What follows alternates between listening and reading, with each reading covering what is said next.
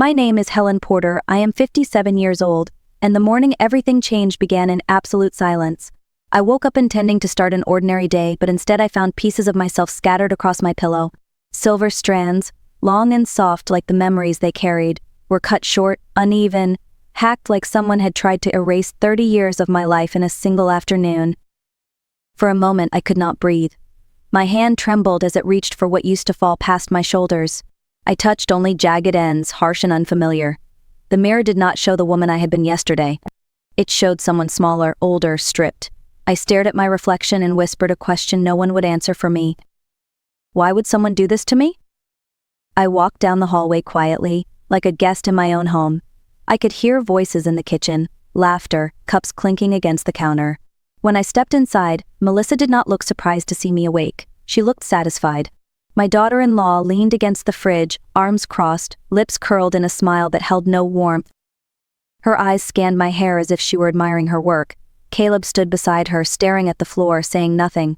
My son, the boy I raised with patience and love, could not even lift his head to meet my eyes. Melissa spoke first, her voice smooth, casual, like we were discussing the weather. She said she only wanted me to look more appropriate, more modern, less like a reminder of the past. Then she added something sharper, something that sliced deeper than the scissors ever could. She told me that I needed to learn my place in this house. My place. Like I was an object. Like my memories and history were things that could be trimmed away and thrown into the trash. I stood there quietly, but the pain did not stay quiet. It burned. It gathered strength. It waited. No one could see it, but in that moment something inside me began to wake up. Long before that morning, before the scissors and the silence, there was love. There was a man named James Porter, my husband, who had hands gentle enough to untangle the world from my hair. We met when I was 27, in a small bookstore on Hawthorne Street. He played guitar on weekends, loved old records and blueberry pie, and he once said that my hair looked like winter sunlight. Soft, silver, peaceful. Every night after dinner he would sit behind me with a brush, slow strokes, no rush. Some people say love is loud, like fireworks and promises shouted in the rain. Ours was quiet. A cup of tea left warm on the table, soft music, the sound of bristles sliding through long silver strands. When he passed away 6 years ago, that routine died too, but the hair remained. It was the last part of him I could still touch. Keeping it long was not vanity. It was memory. It was my way of holding his hand even when he was no longer here to hold mine. People heal in different ways. Mine was simple. I kept what reminded me of joy. After James died, the house felt big. Too many rooms. Too much quiet. Caleb moved in with his new wife Melissa when they were struggling with rent. I welcomed them. I cooked, I washed, I transferred money into their account each first Friday. I told myself it was temporary support, but months stretched into years, and my voice inside me became small, a whisper rather than a person. Melissa had ambitions sharper than her smile. She spoke often about better things, bigger cities, modern lives. She said tradition was heavy, that old belongings and old habits only held people back. She never said it directly, but I knew she meant me. The slow meals, the long conversations, the white hair that refused to be dyed. The past I kept alive like a candle that refused to blow out. Caleb rarely argued with her. He was working long hours, tired, grateful to have a roof over their heads. I wanted to believe they still saw me as family, not convenience, but small things began to change. They stopped asking if I wanted dinner. They used the living room like it was theirs alone. Sometimes Melissa spoke to me with patience reserved for furniture, present, useful, silent. The scissors did not appear out of nowhere. They were the final act, not the first. The hair was only the surface. Underneath it all was something much deeper. A slow forgetting of who I was in my own home. Looking back, the signs were small at first, so small that I convinced myself they were nothing. The first one happened in the kitchen. I had spent 2 hours making dinner, pot roast the way James used to like it, slow cooked with herbs from the garden. When I called them to eat, Melissa smiled politely and said they already ordered takeout. She put the bags on the counter, the smell of fried food drowning the aroma I had worked over all afternoon. Caleb shrugged like it was normal, like meals did not carry meaning. I ate alone that night. The meat grew cold, but my disappointment stayed warm. Then came the laundry. Then the grocery lists left on the fridge like orders. Then the quiet conversations they had behind closed doors. Caleb used to talk to me about everything, work, dreams, even fears. Now he spoke in short sentences, distracted, as if my stories took up too much space in the room. I tried to be patient. People change, life changes, but kindness should stay. The worst part was not what Melissa said, it was what Caleb did not say. He let her speak for him. He let her guide their decisions. He let her rewrite the atmosphere of the house, and never once asked how I felt sharing my home, my savings, my time. I reminded myself he was my only child, that I should be grateful he was near me at all. I wrapped excuses around my hurt like a blanket. One afternoon, while dusting the hallway, I overheard them talking in their room. Melissa said the house felt cramped. She said the furniture was outdated and heavy. She said she wished we could start over somewhere new, somewhere fresher. Caleb mumbled something I could not hear, and then Melissa said we could sell this place if my situation changed. If, such a tiny word, but it sounded like planning. I walked away quietly, pretending I heard nothing, but something inside me tightened like a thread pulled too far. Conversations became shorter, requests became expectations. I was the one who woke up first and slept last. I ironed Caleb's shirts for meetings he never thanked me for. I folded Melissa's dresses, expensive ones she bought while they still relied on my money. I handed over $1,800 each month, thinking it bought peace. Instead, it bought invisibility. They never asked how I was doing. They never asked if nights were still lonely without James. They never asked if brushing my hair alone made my chest ache with absence. I was becoming background noise. The soft murmur you forget is even there. Respect does not vanish in one moment. It fades like paint under weather, slow and unnoticed, until one day the wall looks nothing like it did before. That was the quiet cruelty I lived with every day. The day everything changed was a Sunday afternoon. Rain tapped against the window, gentle and familiar, the kind of weather that usually made the house feel warm. I had finished sweeping the porch and sat on the couch to rest. I must have fallen asleep without realizing it. My hair spread like silk across the cushion. It was peaceful, the kind of peace you do not question until it is gone. A cold sound woke me. Not thunder, not rain. A metallic snip, clean and final. The kind of sound scissors make when they bite into something soft. I tried to move, but sleep still held me halfway like I was underwater. I felt fingers gather my hair, hold it tight, and then another cut. Sharp, unforgiving. I opened my eyes, confused, heavy, still tugged by dreams. Melissa stood behind me, one hand holding a fistful of my hair, the other holding a long silver pair of scissors. I did not understand at first. My brain tried to find a gentle explanation. Maybe she was removing split ends. Maybe she meant well. But the pile of hair on the floor told the truth. She had been cutting for a while. When I sat up fully, hair fell from my lap like autumn leaves. My heartbeat crashed against my ribs. Melissa did not look guilty. She looked triumphant, like she had accomplished something important. Caleb stood in the doorway, eyes wide, but he did not move toward me. He did not say stop. He did not pick up a single strand from the floor. I asked her why. My voice cracked like thin ice. She tilted her head, almost amused. She said I needed a fresh start, something more appropriate for a woman living with her son and his wife. She said long silver hair made me look stuck in the past. Then she added the words that would stay with me longer than the haircut itself. She said, very calmly, that I needed to remember my place here. My place, not my room, not my home. My place like I was something they owned. I wanted to shout, but grief held my throat. I touched the remains of my hair, short and uneven against my neck. Memories flashed like broken film, James brushing it slowly while humming blues. His hands, patient. His voice saying it looked like moonlight. 30 years of love lay scattered across the carpet like trash. Melissa swept the pieces into a plastic bag and tied it shut. No ceremony, no apology. Caleb finally whispered my name, but it sounded small, too late, like a shadow of comfort rather than real comfort.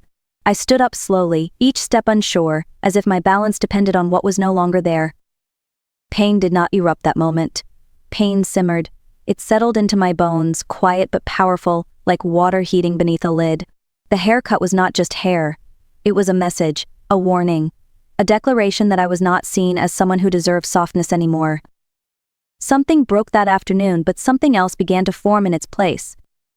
That night, I sat alone in my room, with the door locked, a towel wrapped around my shoulders to catch the hair that still fell loose. I could not cry. Tears would have been easier. Instead, I sat in absolute stillness, feeling the weight of everything I had ignored for too long. Every unappreciated meal, every unanswered goodnight, every moment Melissa spoke over me and Caleb let her. Losing my hair felt like losing the last piece of the woman James loved, but underneath that grief was something unexpected. A spark. A small one, but steady. A voice I had not heard in years whispered, "You are still here. You still belong to yourself." It was strange that clarity came not from comfort, but from pain. The next morning I opened the old cedar chest at the foot of my bed. Inside were things I kept safe from time, from grief, from change. Letters James wrote when we were young, sheet music stained with coffee rings, photographs from road trips, ticket stubs from concerts we could barely afford. Underneath those was a folder I had not opened since his funeral. The house deed. My name, alone on the paper, clear and permanent. I touched the page like it was a lifeline. All this time I believed I was living here with them. The reality was that they were living here with me. For the first time in years, the house felt like mine again. I began counting things with a sharper mind. 24 months of support. $1,800 each month. Groceries. Utility bills. Quiet sacrifices disguised as generosity. I had paid for their life while mine shrank like a candle burned at one end only. I thought giving made me kind, but giving without boundaries only made me invisible. Later that afternoon I walked past Caleb and Melissa talking on the couch. Melissa held a glossy real estate catalog, pages folded to luxury apartments in Manhattan. She circled listings with a pen, pausing at one priced beyond anything they could afford without the house money. So that was the plan: sell what was mine, move somewhere new, leave me behind like outdated furniture. They looked up when I entered the room, but neither of them spoke. Maybe they were waiting for me to fade into the background as usual. Instead, I stood there longer than I normally would, long enough for them to feel my presence, long enough to let silence speak on my behalf. I was not ready to confront them, not yet, but I was done pretending I did not see. Something inside me had shifted, small but irreversible. The woman who walked away from that room was not the same woman who woke up to falling hair the day before. I was no longer asleep in my own life. 2 days later I stood outside the office of attorney Thomas Hale. The sky was overcast and the air smelled of pavement after rain. My hair, now short and uneven, brushed against my collar like a reminder of why I was there. I had not visited a lawyer in years, not even after James passed, but standing in that lobby I felt something new in my spine. Not anger, not revenge, just the quiet certainty that something had to change. Thomas was calm and practical. He reviewed the deed, the financial transfers, the length of time I had supported Caleb and Melissa. He asked questions no one had asked me in a very long time. Are you happy? Do you feel respected? Do you feel safe in your own home? I answered each one honestly, and each answer felt like placing a stone on a scale that had been uneven for too long. Within an hour, paperwork was drawn, a formal request requiring Caleb and Melissa to vacate the house within 30 days. Termination of financial support effective immediately. A letter written in clean legal language that said what I had never been able to say out loud. This is my home. This is my line. Enough. I drove back slowly, hands steady on the wheel, heart unsteady in my chest. I rehearsed what I might say to them, how I might sound strong even if my voice shook. Empowerment is never loud at first. It is soft, like a door opening, quiet but final. When I entered the house, Caleb was in the kitchen fixing coffee. Melissa sat at the table looking through the real estate catalog again, circling lofts with floor-to-ceiling windows. I took a deep breath. I asked them to sit. They looked confused, not nervous, as if they were expecting grocery lists or small talk.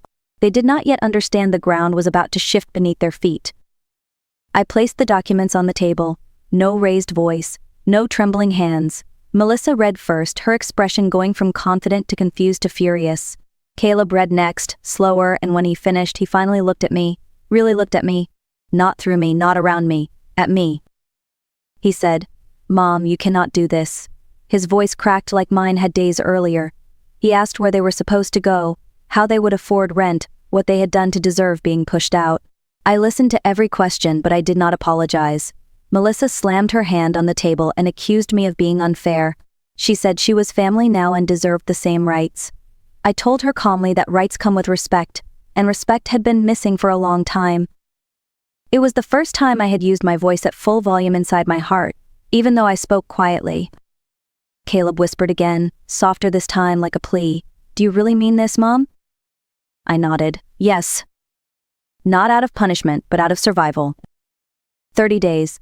They packed slowly at first, expecting me to change my mind. I did not. The money stopped. The house no longer felt like a place where I had to disappear to keep peace. On the 29th evening they left. Melissa walked out first, chin high, pride even higher. Caleb stood longer in the doorway, looking at me like he needed words he did not yet know how to form. Then he followed her into the night. When the door closed, the house was still. For the first time in years, the silence belonged to me. The first week after they moved out felt like walking through an echo. Every room seemed bigger. The hallway seemed longer. The kitchen, once filled with noise and overlapping voices, now greeted me only with the sound of quiet water from the tap. It should have felt lonely, but it did not. It felt spacious in a way I had forgotten life could be. I rearranged the living room. I opened windows that had not been open in months. I cooked for myself and ate at the table without rushing. I even stood in the mirror one morning and traced the uneven ends of my hair without flinching. It still hurt, but I no longer saw loss. I saw beginning. Weeks passed and habits changed. I joined a watercolor class at the community center, bought flowers for the front porch, planted lavender near the walkway. People there called me by my name, not by my role in someone else's life. I had conversations that were not about chores or bills. I laughed at things without looking around for permission. Then, one rainy evening in October, I received a call. Caleb's name on the screen made my heart stop in a way scissors never could. His voice was tired, low, nothing like the confident tone he used to have. He said Melissa had left. He said work hours were cut. He said he was at the hospital after a minor car accident, nothing life-threatening, just shaken, bruised, tired. He asked if I could come. I went. When I walked into his room, he did not look like a man who once ignored me at the dinner table. He looked young again, vulnerable, like the boy who used to fall asleep on my chest after nightmares. He apologized before I even sat down. Not a quick apology meant to close the moment, but a real one, shaped by struggle and clarity. He said he understood now how much I had carried. He said he wished he had seen me sooner. I held his hand, but I did not offer to fix everything. I told him I would support him for 90 days while he found his footing. After that, he would need to stand on his own. He nodded, not in defeat, but in acceptance. And he did, slowly. He found a job at a local marketing firm, not glamorous but steady. He learned how to budget, how to cook simple meals, how to live without waiting for someone else to clean the kitchen behind him. He visited on Sundays not because he needed a place to live, but because he wanted coffee with me at the dining table where so much had once gone silent. We did not erase the past, but we did not stay trapped in it either. Growth, I learned, is not loud, it is steady, and sometimes it arrives after the door has already closed. Today my hair is still short. It has grown in softer at the edges, as if it knows it no longer needs to carry the weight of old memories to be meaningful. I do not hide it or pin it back. I let it be exactly what it is, a symbol not of what was taken from me, but of what I learned to protect. Some mornings I sit on the porch with a cup of chamomile tea and watch the street wake up. I do not wait for footsteps in the hallway, or for voices to fill the rooms. I have learned to enjoy my own company. The life I rebuilt is quiet, but not empty. There are watercolor brushes drying by the window, lavender blooming by the steps, and a heart that no longer shrinks to make space for those who do not see it. Caleb visits often now. He arrives with stories from work, sometimes tired, sometimes proud, always present. He knocks before entering, a gesture small but meaningful. We sit together, not as caretaker and dependent, not as someone who gives and someone who takes, but as two people who finally understand each other. We are not who we were, and that is a gift. Melissa is a part of the past. I do not wish her pain, but I no longer carry her choices inside me. Some things must be released so we can breathe again. If there is a lesson in all of this, it is simple but powerful. Love is not proven by how much you endure. It is shaped by the boundaries you create to protect your peace. You can give without erasing yourself. You can forgive without returning to a place where you were small. You deserve a life where respect is not requested but natural, where your presence is not background noise, where your memories, your voice, your heart take up real space. If my story touched something inside you, share your thoughts in the comments. Like the video if it reminded you of your own strength, and pass it forward to someone who may need it. You never know whose life may begin again because they finally felt seen. Thank you for listening.